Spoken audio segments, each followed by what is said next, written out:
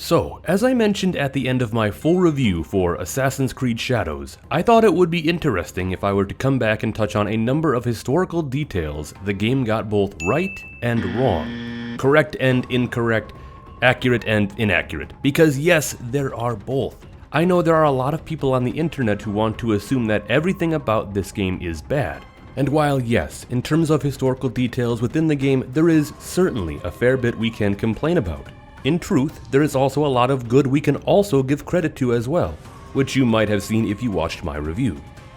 Now, for this video, I chose the real big details that stood out to me.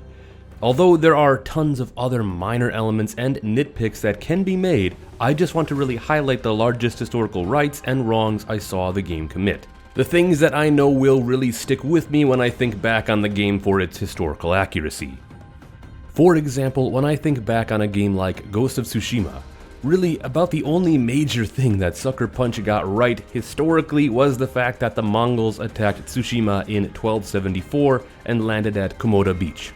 So much of the rest of the game is completely inaccurate in terms of all sorts of things ranging from the samurai clans on Tsushima, the weapons and armor used by Jin Sakai and other samurai, what warrior values the game wants us to think that samurai had at this time, the actual course of the Mongol invasion itself, and much more.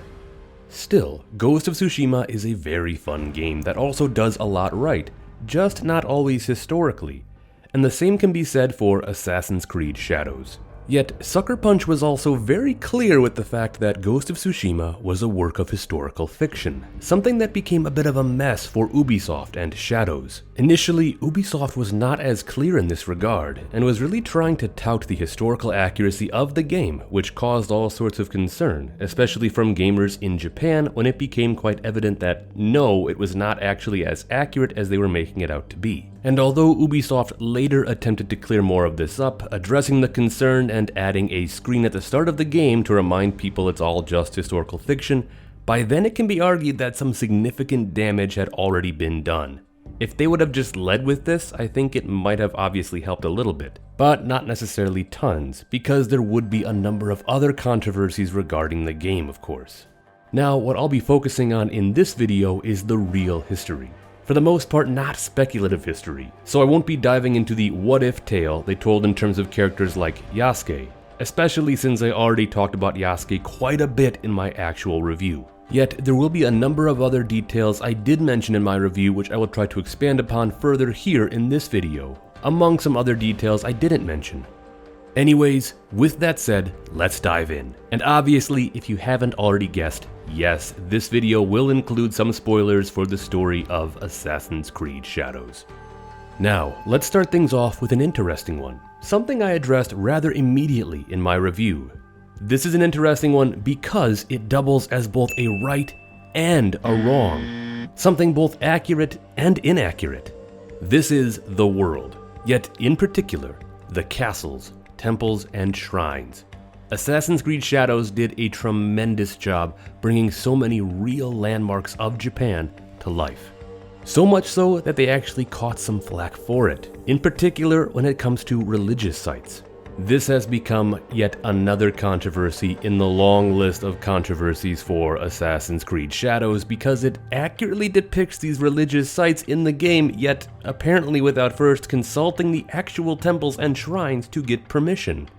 This is an issue I find very interesting because I think it shows a unique cultural problem we have not really seen before. So many of the religious sites in Japan are centuries old, with some being over 1,000 years old. And in most cases, we tend to look at things that old and feel it is fair use to depict in a piece of media. For example, I don't think people always have to consult the city of Rome when they want to show the Colosseum in a film, book, or game. But there is a difference because temples and shrines are not necessarily just public landmarks, but instead obviously sacred places. And when some unfortunate footage got released of the ability to destroy these places in the game, especially when Japan is facing all sorts of issues with unruly tourists doing stuff just like that, it's bound to cause a big stir. Now, Ubisoft did put out a day one patch for the game so that players could no longer do this, but it also led to another interesting question for me. Do other game studios always have to ask for permission like this? Because I know other games made in Japan have depicted real temples and shrines.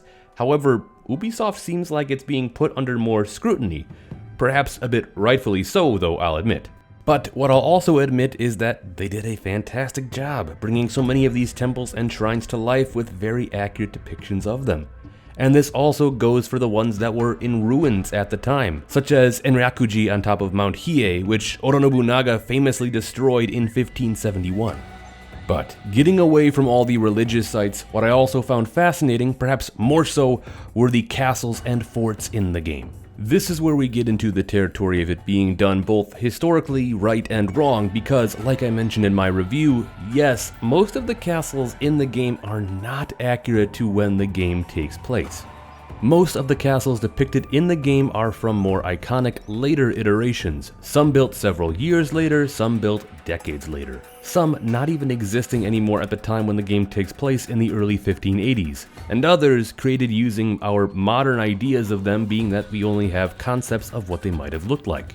The developers did an outstanding job on these castles, giving us tons of castles to fully explore, inside and out, and using the real layouts from castles that are still in existence today. And this is where it's something that is both right and wrong, because while it is wrong that many of these should not look like this at this time, Ubisoft also created them extremely faithful to what they were later. It is a very difficult thing to judge.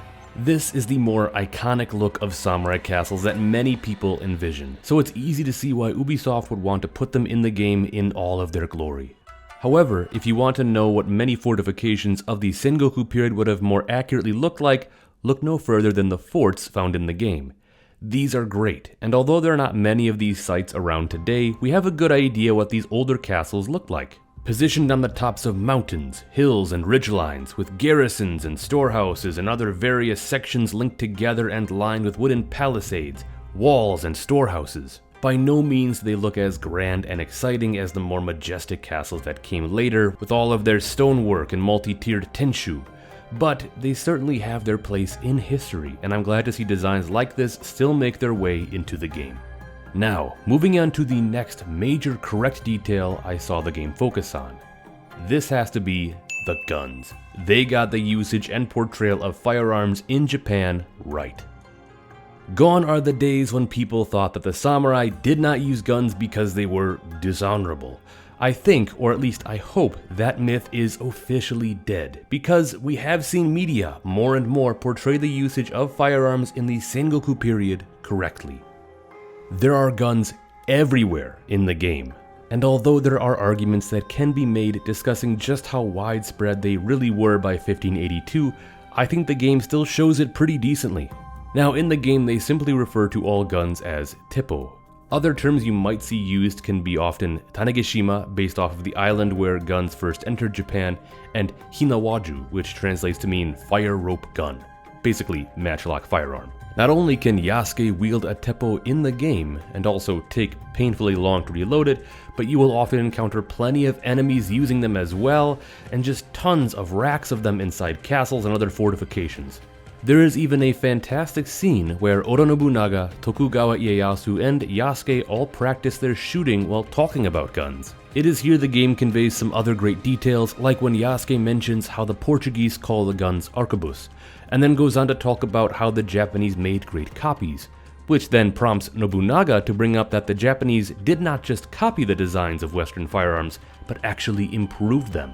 This is 100% correct, as Japanese craftsmen did find innovative ways to create guns more suited to Japanese styles of warfare in terms of various styles and design features, not to mention all the ways the Japanese would actually innovate in terms of how they used the guns. In fact, some historians have even estimated that by the height of the Sengoku period, Japan may have been producing as much or more firearms than countries in Europe. The game goes so far to even address one of Japan's earliest gun production centers in Nagahama. This is all great stuff, and it's so fantastic to see brought into a game.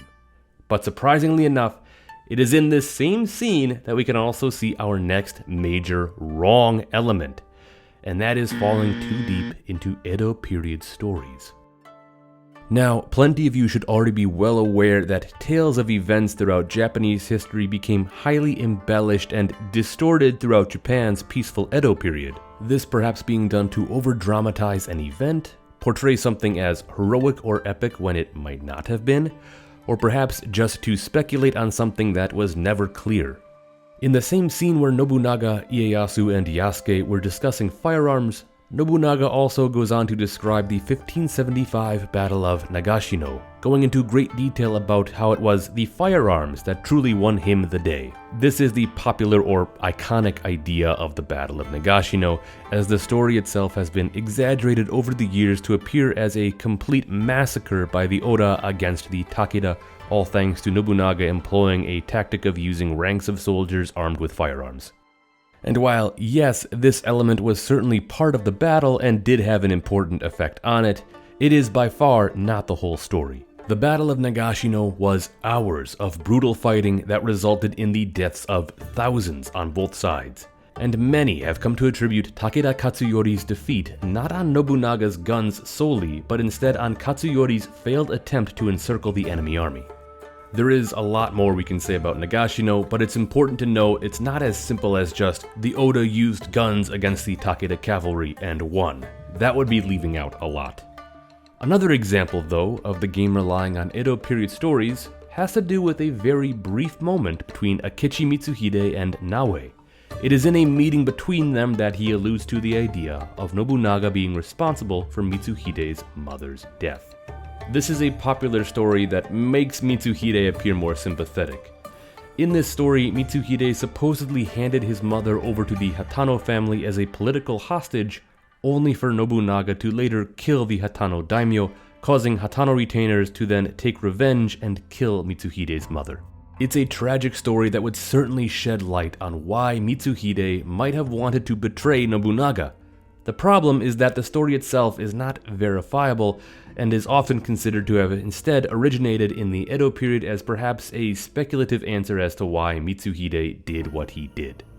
The developers decided to include this reference in the game, which I think is fine because they certainly did a lot with Mitsuhide's character, but it's important to remember the truth of the matter, and although this story certainly could be true, there is just not enough there to have us really fully commit to it being accurate.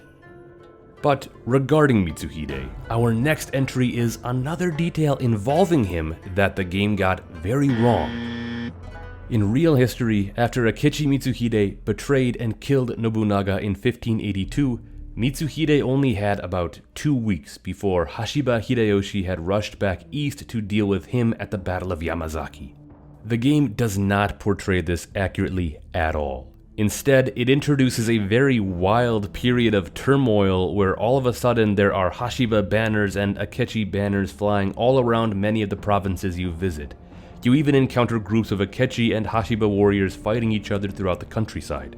The game portrays this struggle between the two as a wider war that, depending on how long you take to play through the story, can take years based on the passing of the seasons in the game. That is years of both Mitsuhide and Hideyoshi fighting over the region without any clear winner and without ever taking the field for an actual major battle, at least not until you get to the part in the story when the Battle of Yamazaki finally takes place. Which, on top of that, Yamazaki is also completely incorrect.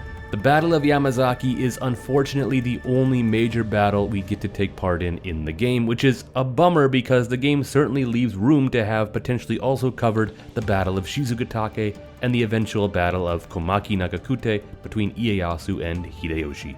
As for Yamazaki though, we don't even get to take part in the battle.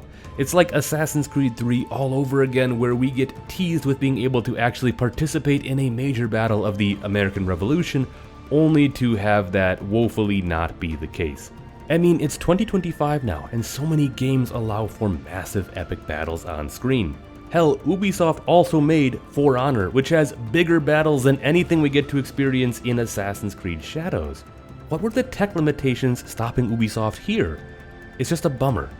But in this version of Yamazaki, instead of it being an actual field battle, it is portrayed more as a siege of Shoryuji Castle, one which sees the players infiltrate the castle so that we can assassinate Akechi Mitsuhide. This is obviously not how the battle occurred at all, being that Mitsuhide fought Hideyoshi in the open and largely is believed to have lost the battle due to not only having inferior numbers, but also due to losing control of the strategically important Mount Tenozan.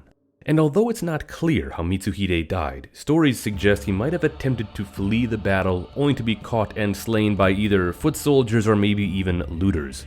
And to give the game credit, it does sort of portray this event as Mitsuhide does try to escape, only to finally muster the willpower to turn back and face his death at the hands of our characters, Yasuke and Naoe. Much about Mitsuhide's death has been speculated about in various myths, with some saying he might have actually escaped to hide under a new identity.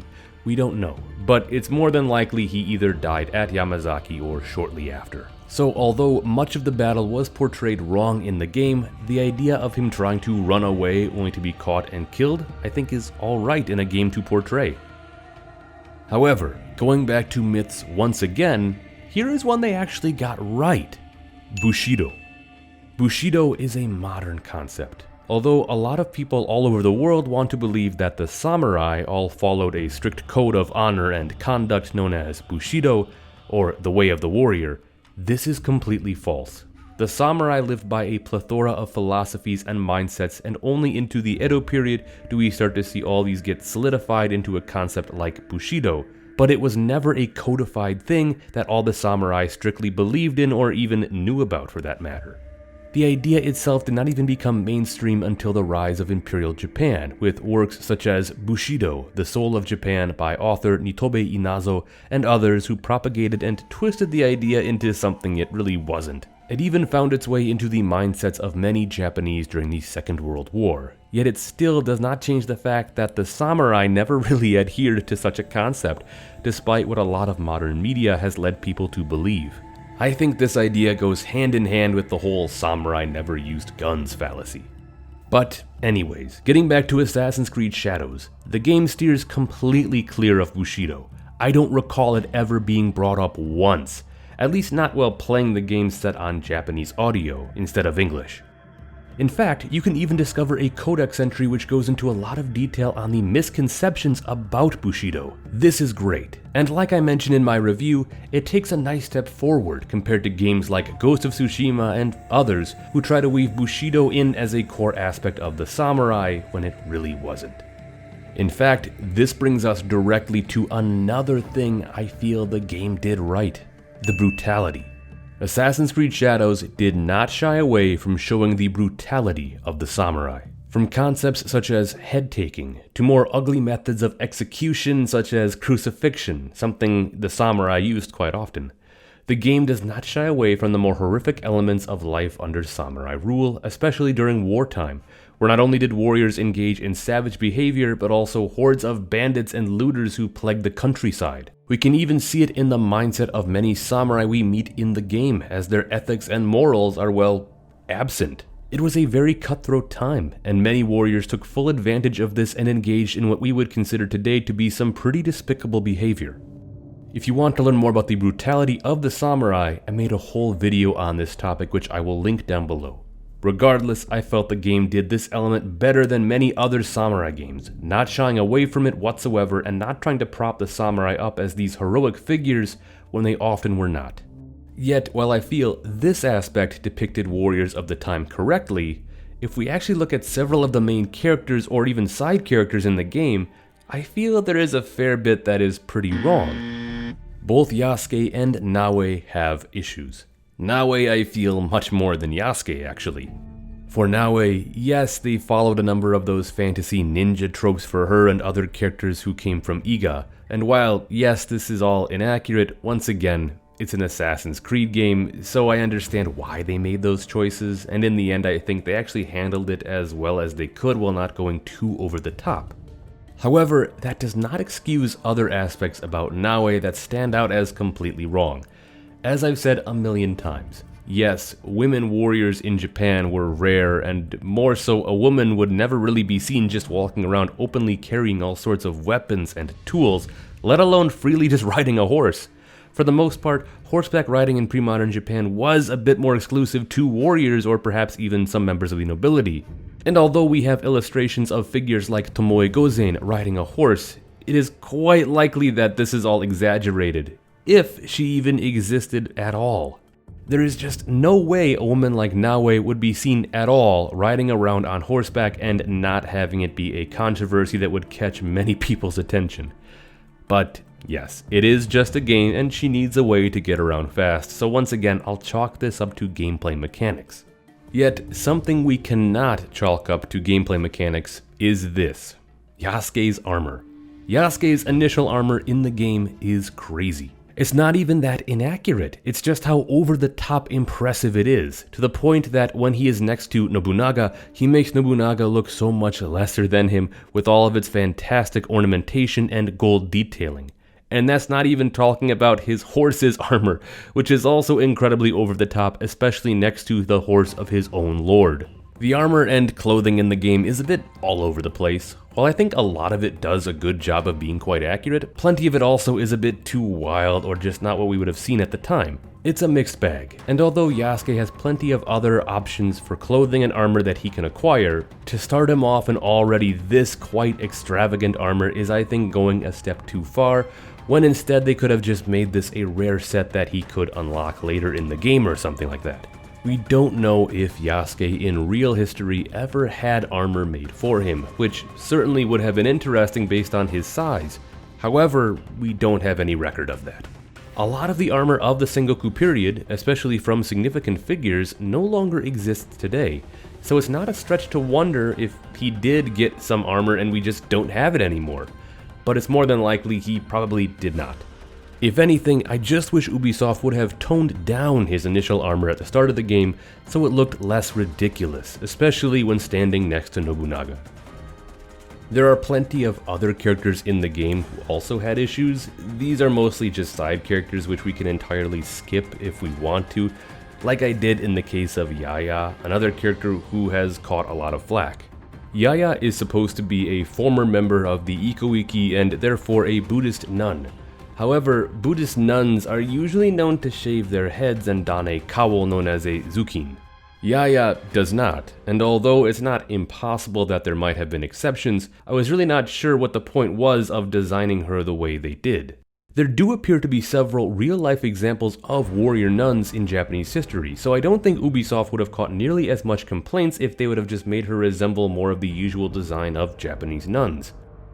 But anyways, we could go on regarding other side characters, yet I do want to move on to my final entry. A character who I do think they actually got very right.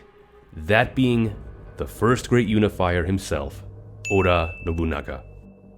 Now, so many other games, TV shows, and movies usually tend to portray Nobunaga one of three ways. Either as an optimistic visionary, a villainous tyrant, or even worse, a deranged and sadistic lunatic. Nobunaga is thought to have been someone pretty unorthodox, but I think the best portrayals of him are the ones that blend aspects of all three of these personas to instead create a grounded look at a man with an intense drive and vision. Although there are numerous records we have about him and the decisions he made throughout his life, it's impossible to really know what his day-to-day personality would have been. But certainly, I think we can all agree it's never any of the extremes that he is often portrayed as. In terms of films, I strongly believe that Kurosawa's version of Nobunaga depicted in the film Kagemusha is pretty great. Here we have a portrayal of him that is presented as both very strange behaviorally, but is still very focused and driven on accomplishing his goals. And I think this is what is important to stress. We have to remember all of the impressive feats Nobunaga accomplished. When he is portrayed on screen, we have to be able to look at him and believe that he was capable of being the leader we know he was historically. Which is why I often dislike when certain films or shows go a bit off the rails to make him an insufferable jerk or crazy nutjob, when a guy like that would never have had the ability to pull off what the real Nobunaga did. Winning stunning battles, conquering much of central Japan, and engaging in sophisticated political maneuvers. In terms of Assassin's Creed Shadows, they took a very grounded approach to Nobunaga.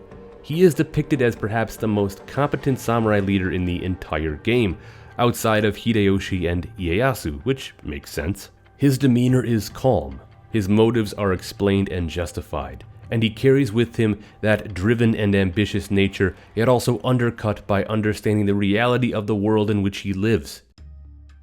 The game also does something very interesting with him by eroding the idea that he was infatuated with the West. So often he is portrayed as being in love with European culture, from clothing to tools to objects to food and drink, and although a little bit of that does come across in this version, especially seen in the Nanban Gusoku or Western-inspired samurai armor he wears in the game, he is also depicted as being very wary of the West, and specifically of the Jesuits. We can see this in one of the conversations he has with Yasuke, as he uses Yasuke a lot like Ieyasu would use William Adams, pressing him about what he knows about Europeans and the outside world, so that he can gain a greater insight himself. This is smart, and although we get to see very little of Nobunaga in the game, I think what they did with him was fantastic, and perhaps more accurate than many other depictions of him. Alright, those were the largest historical rights and wrongs I wanted to bring up. Of course, like I mentioned, there are numerous other details we could get into, as well as endless nitpicks. I also touched on a number of other historical elements in my actual review, which I recommend you check out if you haven't already. But with that said, what has stood out to you so far about the history presented in Assassin's Creed Shadows? Do you think they did an overall good job, or do you think the bad outweighs the good? Let me know in the comments below. Thank you for watching, and don't forget to like, subscribe, and ring that notification bell if you enjoyed this video and found it to be most interesting.